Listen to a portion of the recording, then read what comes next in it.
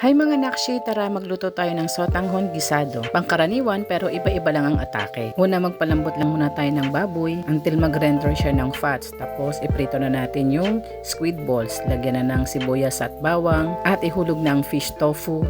Igisin na rin ng crab stick at hotdog. At isang kutsang mabuti. Then ilagay ang bell pepper, paminta at oyster sauce. Isang mabuti, then ilagay na natin yung jowa mo. Ay, toyo pala.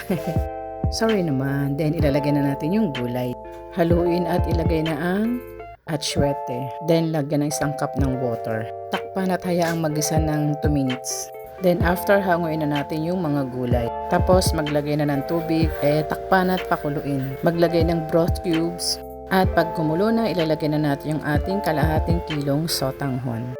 Then maglulubayan ang paghalo. At pag medyo naiiga na, ilagay natin yung sabaw ng gulay. At haluin uli, then titikman natin siya para ma-adjust ang lasa. Ayan, lagyan pa natin siya ng paminta. Ilagay na natin yung kalahati muna ng gulay. Then hahaluin natin siya. At pag nahalo ng mabuti, ilagay na rin natin yung lahat ng gulay niyan. At maglagay na rin tayo ng spring onion. At ayan, luto na yan mga nakshi. Meron na tayong masarap na sotanghon gisado. Till next video, babush!